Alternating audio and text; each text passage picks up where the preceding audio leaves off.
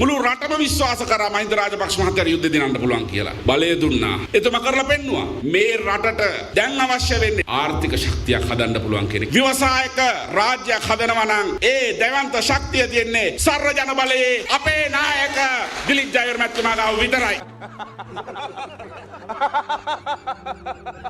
මේ රාජතාන්ත්‍රික සංචාරය අවසන් වුණු ඒ මෝඩි ජනවාගෙන් අපි යමක් උගත යුතු නම් ඔහු කොහොමද අපි වගේම අවුරුදු 70 ගාණක් දුක් විඳපු ඉන්දියාව අද වේගයෙන් ගොඩගන්නේ මේ ව්‍යවසායකත්ව සංකල්පය පාවිච්චි කළා.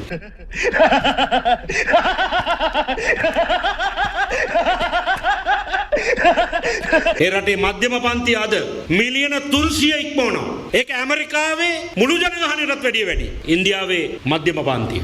ඉතින් මම ආරාධනා කර සිටිනවා ඊටාම සෙනෙහසින් අතිගරු ජනාධිපතිතුමාට කරුණා කරලා මේ හැම පැත්තෙම අපිට ආපු සියලු අභියෝග ගැන සලකලා එක පැත්තකින් මේ ට්‍රම්ප් බද්ද අනෙත් පැත්තකින් අද අපි භූගෝලීය දේශපාලනය තුල අසරණ වෙමින් තියෙන තත්ත්වය මේ ගැන ඔක්කොම සලකලා කරුණා කරලා වහාම සර්වපාක්ෂික සමුළුවක් ඇඳවන්න. මේ සර්වපාක්ෂික සමුළුවේ අපිට අවස්ථාවක් දෙන්න. මේ නිවැරදි කිරීම සඳහා අපිට යම්කිසි දායකත්වයක් දෙන්න. අපි මේ රටට ආදරය කරන මිනිස්සු. මේ ආදරය මුසු වුණු අපේ ඉල්ලීමට අහුම්කම් දෙන්න. එතකොට අපිට දේශපාලනය කරන්න හරි රටක් ඉතුරු වෙයි. සර්වජන බලය හැටියට මේ රජය යම් අවස්ථාවක යම් උදව්වක් ඉල්ලනවා නම් මේ රටේ ජනතාව වෙනුවෙන් ඒ ඊටාම නිහතමානීව අපි ලබා දීමට කැමැති බවත් සඳහන් කරමින් මෞබිමට ජය වේවා පදක්කමට ජය වේවා.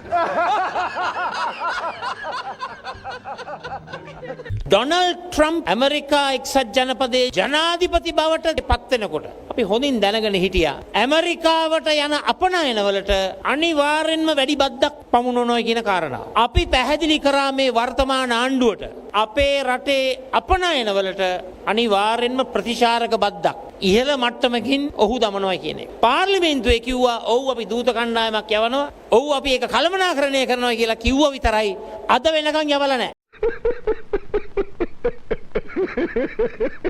අප්‍රේල් 9 වෙනිදා අපිට තව දින කීයද තියෙන්නේ? මේ දින කීපය තුල අපිට කාල වෙලා තියෙනවද නියෝජිත කණ්ඩායම් යවලා සාකච්ඡා කරන්න? ඊළඟට තවත් කතාවක් කියනවා ඇමරිකාවෙන් අපිට අහිමි වෙන වෙළඳපොළ වෙනත් රටවල් ගණනාවක් හරහා මේ ප්‍රශ්නේ විසඳන්න. ඒක මධ්‍ය කාලීන දීර්ඝ කාලීන දෙයක්. ඇත්තම අපි කරන්නට ඕන ඔය විශාල වෙළඳපොළවල් ඉන්දියාව වගේ ඒ වෙළඳපොළට ඇතුල් වීමට තිබෙන බාධා ටික ඉන්දියානු රජයත් එක්ක කතා කරලා අඩු කරගන්න. මේ රජය තීන්දුව తీරන ගත යුතු අවස්ථාවල තීන්දුව తీරන අරගෙන නැහැ.